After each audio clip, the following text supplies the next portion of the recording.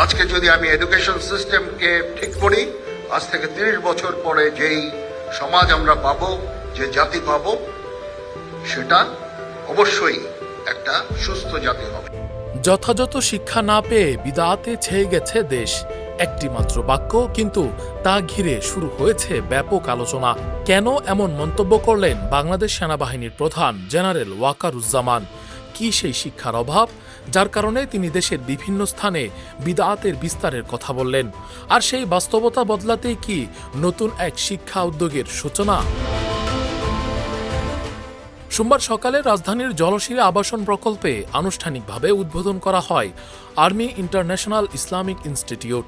একই সঙ্গে ভিডিও টেলিকনফারেন্সের মাধ্যমে বরিশাল, সাভার, বগুড়া, সিলেট, চট্টগ্রাম, কুমিল্লা ও যশোরে প্রতিষ্ঠাতব্য আরও 7টি শাখার ভিত্তিপ্রস্তর স্থাপন করেন সেনাপ্রধান। উদ্বোধনী অনুষ্ঠানে বক্তব্য দিতে গিয়ে জেনারেল ওয়াকারুজ্জামান বলেন, দেশের শিক্ষা ব্যবস্থার উন্নয়ন ও মানব সম্পদ গঠনে বাংলাদেশ সেনাবাহিনী শুরু থেকেই গুরুত্বপূর্ণ ভূমিকা পালন করে আসছে।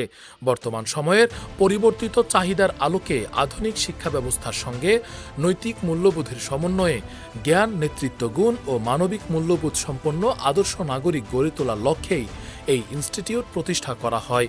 ইসলামিক ভ্যালুস গুলো থাকবে, মডার্ন এডুকেশন থাকবে, সোসাইটি লাভবান হবে, সেই উদ্দেশ্যে এই ইনস্টিটিউশনগুলো ক্রিয়েট করা। তিনি জানান, এখানে কেমব্রিজ কারিকুলাম ভিত্তিক ইংরেজি মাধ্যমের আধুনিক শিক্ষা পদ্ধতির পাশাপাশি মূল্যবোধ ভিত্তিক ইসলামী শিক্ষার সমন্বয় ঘটানো হবে, যাতে শিক্ষার্থীরা আন্তর্জাতিক মানের শিক্ষা অর্জনের পাশাপাশি নৈতিকতা ও আদর্শে সমৃদ্ধ হতে পারে।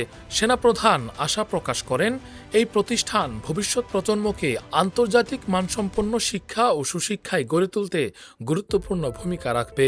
উদ্বোধনী অনুষ্ঠানে সেনা সদরের প্রিন্সিপাল স্টাফ অফিসারগণ, বিভিন্ন ডিভিশনের জেনারেল অফিসার, কমান্ডিং, ঊর্ধ্বতন সামরিক কর্মকর্তা, প্রতিষ্ঠানের সঙ্গে সংশ্লিষ্ট বিশিষ্ট ব্যক্তিবর্গ, শিক্ষক, শিক্ষার্থী, অভিভাবক এবং গণমাধ্যম কর্মীরা উপস্থিত ছিলেন। রাকিবুল ইসলাম রইস, ফেজ দ্য পিপল।